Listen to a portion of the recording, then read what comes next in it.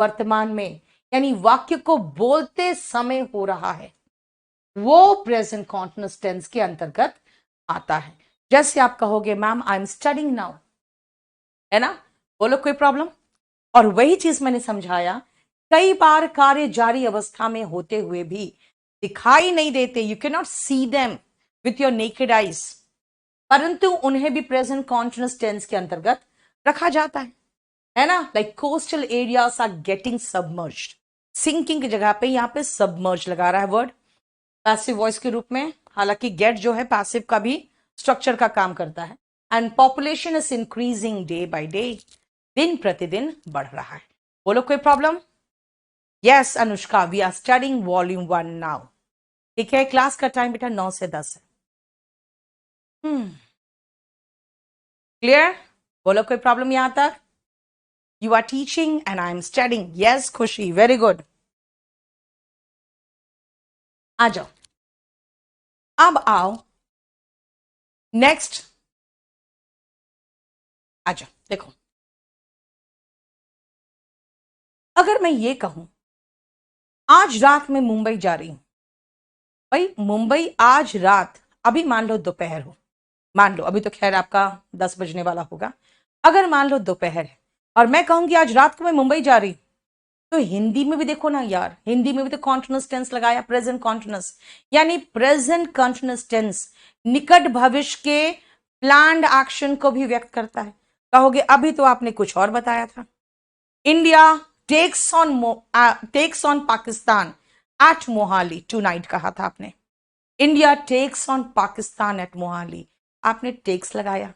अभी कह रहे हो I am going to Mumbai tomorrow या टुनाइट, यानी कौन सा टेंस लगाएंगे भाई, अब ध्यान से सुनना। Prime minister will leave for Japan tonight, prime minister will leave हो गया, prime minister is leaving for Japan tonight and prime minister leaves for Japan tonight. ध्यान से सुनना बेटा, मैंने आपको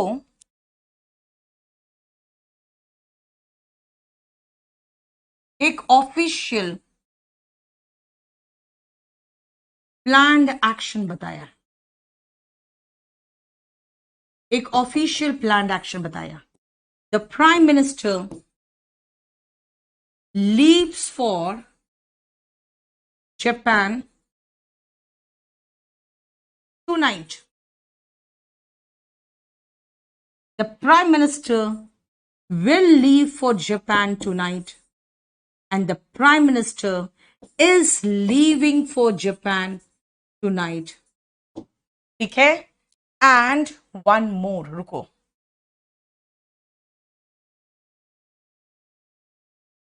ये एक हुआ, ये दो तरीका, ये तीसरा, and the Prime Minister is going to leave for, ये भी चलता है लेकिन छोड़ो इसमें। अब मुझे बताओ इसमें कौन सा सही है, जल्दी से जल्दी से, इसमें बताओ कौन सा सही है। 1, 2 और 3, आपके पास 3 ऑप्शन, 1, 2 एंड 3, कौन सा सही है जल्दी से बताना बेटा।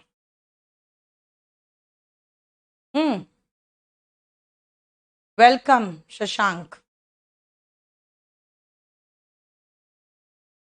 जल्दी से। 3 सेकेंड बी, ओके 1 3 1 3 1 2 भी आ गया बीच में, ओके। जो ऑप्शन मुझे चाहिए था वो आ ही नहीं रहा है, एक भी नहीं दिख रहा मुझे जो ऑप्शन चाहिए था। हाँ, मैं कोशिश कर रही हूं कोई भी एक ऐसा ऑप्शन देखने का, मेरी नजर तलाश रही है, पता किस ऑप्शन को। 1 2 3, यस, लीव्स फॉर जापान, आराम से चलेगा। विल लीव फॉर जापान, अरे ये तो फ्यूचर एक्शन के लिए होता ही है, और अभी मैंने बता दिया निकट भविष्य में होने वाले किसी कार्य को व्यक्त करने के लिए आराम से चलेगा। ठीक है, मैं सिर्फ ए ढूंढ रही थी, 1 2 3, कोई नहीं दिखा 1 2 3, ऑल अगर लिखते हो तो भी मुझे दिखता। चलो सुनो, तीनों सही है ऑफिशियली। अगर प्लान एक्शन हो तो तीनों सही है, लेकिन अगर मैं ये कहूं unofficial planned action of near future, ये भी लगा दें ऑफ नियर फ्यूचर, क्योंकि टुनाइट लगा रहे हैं, planned action of near future. तो सुनो ध्यान से, आई गो टू मुंबई टुनाइट बिल्कुल गलत। हालांकि किसी बुक में नहीं लिखा है स्ट्रेट, लेकिन आई गो टू मुंबई गलत हो जाएगा। अगर मेरी कंपनी ये एक रिलीज करे news, the director leaves for Mumbai tonight, वो चलेगा, क्योंकि वो ऑफिस के तरफ से, मेरे इंस्टीट्यूट की तरफ से एक ऑफिशियल नोटिस है, ठीक है। लेकिन I will go to Mumbai बिल्कुल सही है, and I am going to Mumbai, ये तो बिल्कुल सही है। देखो, सिर्फ गो वाला गलत है। क्लियर? और एफ कैट, यस बेटा, एफ कैट बहुत आसान है, ठीक है। तीनों का मतलब सेम है बेटा, खुशी, तीनों सेम मतलब दे रहा है कि जापान के लिए आज रात पीएम रवाना होंगे या हो रहे हैं, होने वाले हैं, जो बोल दो आप। लेकिन अनऑफिशियल में अच्छा नहीं लग रहा सुन के, I go to Mumbai tonight, ये क्या होता है ना। I am going to Mumbai tonight चलेगा, and I will go to Mumbai tonight चलेगा। बताओ कोई प्रॉब्लम? क्लियर? अब सुनो, इसके जो फॉर्मूले या जिसको आप स्ट्रक्चर भी कहते हो, उसको ध्यान से देखो। Subject plus is am are, V1 ING, जब भी कॉन्टिन्यूस की बात होगी V1 ING याद रखना। और जब भी आप बात करोगे प्रेजेंट की, तो भाई सिंपल प्रेजेंट टेंस में हम पढ़ चुके हैं is am are, he she it, name और सिंगुलर के साथ इज लगाते हैं, आई के साथ एम लगता है, और बाकी जितने हैं यू वी दे, जैसे बॉयज गर्ल्स जितने प्लूरल है उनके साथ आप आर लगाते हो। नेगेटिव में हेल्पिंग वर्ब के बाद नॉट लगा, वर्ब अपना फर्स्ट फॉर्म आईएनजी में आ रहा है। अब अगर मैं कहूं भाई इज नॉट नहीं, मैं इसका कॉन्ट्रैक्टेड फॉर्म चाहती हूं, तो बेटा इजंट होगा। एम नॉट नहीं, इसका कॉन्ट्रैक्टेड फॉर्म चाहिए ना, नहीं है, एम नॉट लगाइए चुपचाप से। आर नॉट नहीं, इसका कॉन्ट्रैक्टेड फॉर्म चाहिए, एरेंट लगा दो, ठीक है। क्वेश्चन बनाना है, क्या करें, हर जगह तो एक ही काम कर रहे हैं, हेल्पिंग वर्ब उठाते हैं आगे बिठा देते हैं, is am are plus subject हो गया, आगे जो था सब वही है। नेगेटिव बनाना है तो भाई सब्जेक्ट के बाद नॉट लगा दो, ओके। मैं नॉट आगे लगाना चाहती हूं, ओके, तब इज नॉट का इजेंट हो जाएगा। इज और नॉट अकेला अकेला आगे नहीं जाएगा, इज नॉट का इजेंट होगा, आर नॉट का एरेंट होगा। लेकिन बेटा जब आप सब्जेक्ट के पहले एम नॉट लगाना चाहते हो, ध्यान से सुनना, अगर एम नॉट को उठाकर इकट्ठा सब्जेक्ट के पहले लगाना चाहते हो, तो उसका कॉन्ट्रैक्टेड फॉर्म तो चाहिए ही चाहिए। मतलब मैंने अभी कहा नॉट सब्जेक्ट के पीछे आएगा चलेगा, लेकिन नॉट को जबरदस्ती कहोगे ना, मैं हेल्पिंग वर्ब ही नहीं, मुझे नॉट भी आगे चाहिए, तो भाई इज नॉट इजंट बनेगा, आर नॉट एरेंट बनेगा। अब एम नॉट का कॉन्ट्रैक्टेड फॉर्म तो है ही नहीं मेरे पास, क्या करूं? तो जब कुछ नहीं है तो बस क्या करोगे, एरेंट बना दो। इसलिए याद रखना, ये जो एरेंट है ना, एम नॉट का कोई कॉन्ट्रैक्टेड फॉर्म नहीं होता, लेकिन हम जब क्वेश्चन टैग में यूज करते हैं या क्वेश्चन फॉर्म में यूज करते हैं तो एरेंट का प्रयोग होता है ना, लेकिन क्वेश्चन में यानी कि इन्वर्जन में हम एरेंट का प्रयोग करते हैं।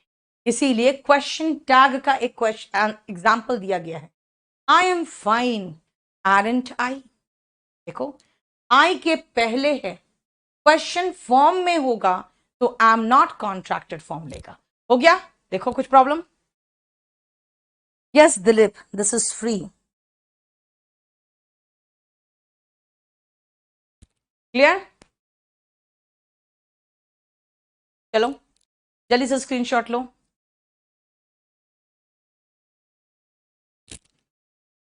अब आओ नेक्स्ट।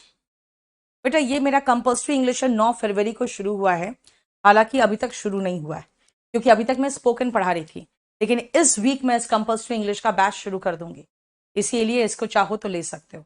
इसमें अभी तक सिर्फ स्पोकन चल रहा था, कंपल्सरी हमने शुरू ही नहीं किया था। चलो देखो, इस मैंने कह दिया था ही शीट नेम सिंगुलर के साथ, आई के साथ एम, और जितने बहुवचन है प्लस यू के साथ आर। ठीक है?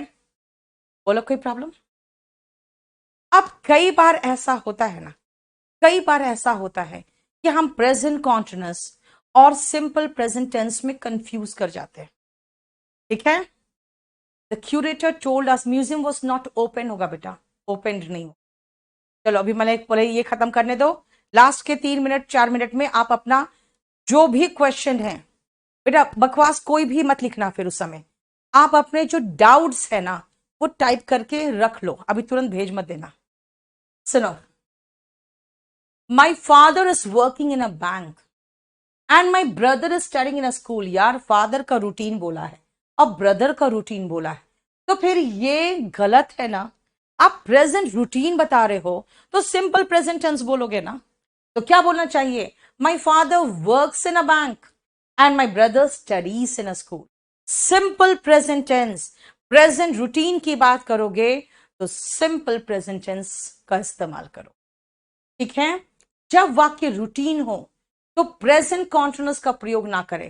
रूटीन हो मतलब प्रेजेंट रूटीन, क्योंकि पास्ट रूटीन भी होता है ना, बल्कि सिंपल प्रेजेंट या कह सकते हैं प्रेजेंट इंडेफिनिट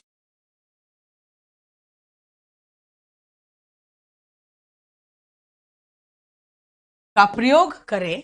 लेकिन अगर कार्य ऐसा हो जो कुछ अवधि के लिए हो और अवधि के लिए रूटीन एक्शन हो तो प्रेजेंट कॉन्टिन्यूअस टेंस का प्रयोग हो सकता है। जैसे आप कहोगे, मैं पूछूंगी क्या करते हो तुम, तो कहोगे ma'am I am preparing for competitive exams, है ना? क्या कहा? Ma'am I am preparing for competitive exams. क्यों? क्योंकि आपका ये साल, 1 साल 6 महीना, बस यही तो आपका रूटीन रहेगा, है ना? आपका ये रूटीन तो 1 ही साल रहेगा या 6 महीना रहेगा, तो इसका मतलब है कि परमानेंट तो नहीं होने वाला। अगर मैं, आप मुझे पूछोगे कि मैम आप क्या करते हो, मान लो बाय चांस कि मैं, लॉकडाउन चल रहा है, जैसे अब तो खत्म हो गया, अभी लॉकडाउन चल रहा है, लेकिन मैं केडी कैंपस में तो पढ़ाती हूँ, लेकिन आजकल तो केडी कैंपस अगर नहीं चल रहा है लॉकडाउन में, तो मैं केडी लाइव में पढ़ा रही हूँ, तो मैं क्या कहूंगी? I teach in KD campus but nowadays I am working with KD live. क्यों? एक तो मेरा रूटीन है जो परमानेंट है और एक मेरा रूटीन है जो फॉर द टाइम बीइंग है, तब मैं ये कहूंगी, है ना? अब लॉकडाउन खुल गया, फिर कहोगे आप क्यों पढ़ा रहे हो, तो मैं कहूंगी ये तो मेरा रूटीन है, मेरा परमानेंट रूटीन हो गया, तो मैं क्या कहूंगी? I teach at KD live, I teach at KD live and KD campus. इसका मतलब है दोनों मेरा परफेक्ट रूटीन है, यानी जो रूटीन आपका आपके अनुसार परमानेंट रहने वाला है, आप उसको सिंपल प्रेजेंट टेंस में बोलो। अगर ढेर साल यानी स्कूल में पढ़ते हो, कॉलेज में पढ़ते हो, तो भी 3 4 साल 4 साल तो रहेगा ही, तो आप सिंपल प्रेजेंट टेंस में कहो। लेकिन अगर कहोगे नाउ डेज, दीज डेज, तो इसका मतलब है एक अवधि की बात कर रहे हो। जैसे अगर कहोगे I work in a bank but these days I am working with an NGO. समझ में आया? एक एनजीओ के साथ में काम कर रहा हूं आजकल, है ना? दिस मीन्स छोटा रूटीन हो, प्रेजेंट रूटीन, तो प्रेजेंट कॉन्टिन्यूअस चलेगा। बोलो कोई प्रॉब्लम यहां तक? चलो हम लोगों ने प्रेजेंट कॉन्टिन्यूअस टेंस खत्म कर दिया। अब हम लोग नेक्स्ट क्लास में पास्ट कॉन्टिन्यूअस में चलेंगे, याद रखना। अब चलो फटाफट अपने क्वेश्चंस पूछो तो बेटा, हाँ विजय, जूम ऐप में स्पोकन का क्लास बेटा चलता है, लेकिन उनके लिए चलता है जो ऑलरेडी हमारे स्पोकन के स्टूडेंट्स है, सबके लिए नहीं बेटा, बहुत ज्यादा उसमें हो जाता है। ठीक है, CHSL का कोई पेड बैच ऑलरेडी है, केडी लाइव ऐप में जाके देख लो। कॉन्ट्रैक्ट फॉर्म का मतलब, कॉन्ट्रैक्ट फॉर्म बेटा, कॉन्ट्रैक्ट फॉर्म का मतलब होता है इजेंट, आरंट, वॉजेंट। ठीक है, thank you so much Vivek. Contracted form कहते हैं बेटा। डिफेंस भी केडी लाइव में होता है। इनफैक्ट हमारा बहुत अच्छा बैच अभी बना हुआ है offline, X group and Y group का। डिस्क्रिप्टिव का भी बैच है बेटा, चले जाओ केडी लाइव ऐप में, लेकिन सर्च मारो ना, सारे बैचेस मिलेंगे। क्वेश्चंस जो पूछना है जल्दी पूछो। केडी लाइव पर वीडियो का मैं देख लेती हूँ बेटा। आई वर्कड, बहुत तेजी से चला जा रहा ऊपर। मैंने कहा था सिर्फ काम के क्वेश्चंस पूछना, तुम लोग क्या क्या पूछने लगे हो यार। वाह रेणुका, बहुत अच्छी बात है, मुझसे क्वेश्चन पूछ लो अब। स्पोकन कोर्स खरीदना बेटा तो 07 ले लो, 07 ले लो। क्वेश्चन टैग कैसे पहचाने, खुशी थोड़ा सा रुक जा बेटा, इसके एक दो चैप्टर के बाद ही क्वेश्चन टैग आ जाएगा। ठीक है, क्लोज टेस्ट अभी रुको, पहले मुझे थोड़ा सा आपको पढ़ाने दो। कल होगा क्लास, कल होगा। सेल्फ कॉन्ट्रडिक्टरी क्या होता है बेटा, जो अपने आप को काटता है। ठीक है, अगर वो अपने आप को काटे तो वो सेंटेंस सेल्फ कॉन्ट्रडिक्टरी होता है। जैसे है कंक्लूसिवली सस्पेक्टेड, अगर कहेंगे कंक्लूसिवली इसका मतलब निश्चित रूप से, और सस्पेक्ट का मतलब है शंका होना, भाई शंका निश्चित रूप से नहीं होता, तो ये सेल्फ कॉन्ट्रडिक्टरी है। ठीक है, एफ कैट के लिए बेटा कोई भी टारगेट बैच ले लो ना, एफ कैट के लिए काफी होगा। विनीत सर, हाँ बेटा पढ़ा रहे हैं अभी।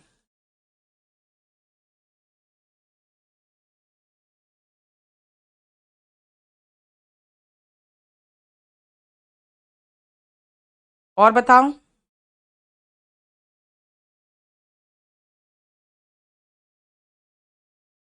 क्या क्या पूछ रहे हो यार।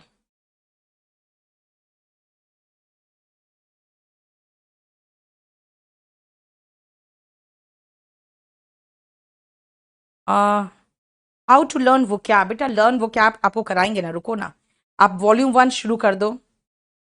मोनिटाइजेशन होता है बेटा, मोनोटाइजेशन नहीं है, मोनिटाइजेशन। यूट्यूब में जब आपका खुल जाता है ना, आप कमा सकते हो उससे पैसे, तब मोनिटाइजेशन होता है। ट्रांसलेशन क्लास बेटा, जिसको जिसको ट्रांसलेशन करना सीखना है वो कंपल्सरी इंग्लिश ले लो, ट्रांसलेशन आराम से हो जाएगा। I worked as a verbal trainer for 8 months। बिल्कुल गलती कुछ नहीं है, नो एरर होगा बेटा। ठीक है, क्योंकि सिंपल पास के साथ भी फॉर आता है, ध्यान रखना। ठीक है, सीरियस के लिए बेटा, सीरियस के लिए कोई भी स्पेशल बैच ले लो। ठीक है, अरे बैच 12 का कल ही क्लास लिया था अंकित, मैंने कल ही क्लास लिया था, फिर कल क्लास होगा आपका। बताओ।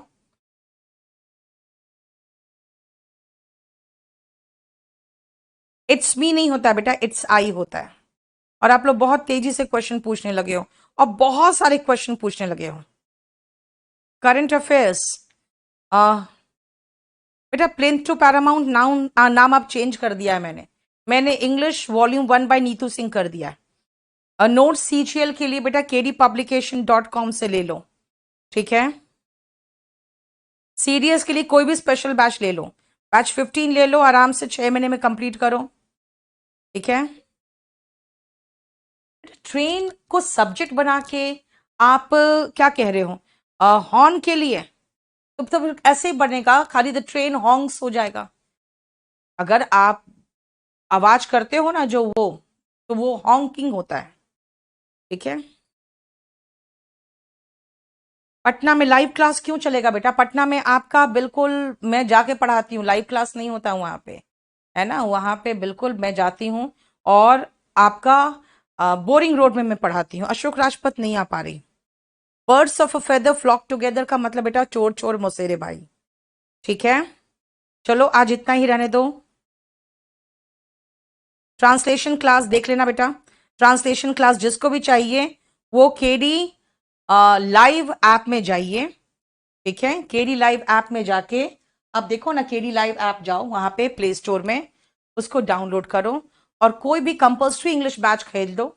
अगर एग्जाम थोड़ा सा दूर है तो नया बैच लो, नया बैच में ज्यादा मजा आएगा क्योंकि बहुत कुछ नया इंक्लूड करते जा रही हूं मैं। स्पोकन और कंपल्सरी बेटा कभी भी ऐसा बैच मत लो जो पुराना है, ठीक है, क्योंकि मैंने स्पोकन और कंपल्सरी पढ़ाना शुरू किया है सालों बाद और वो भी लॉकडाउन में, तो बहुत ज्यादा हर बैच के बाद आपके मटेरियल इंप्रूव कर रहे हैं, ठीक है।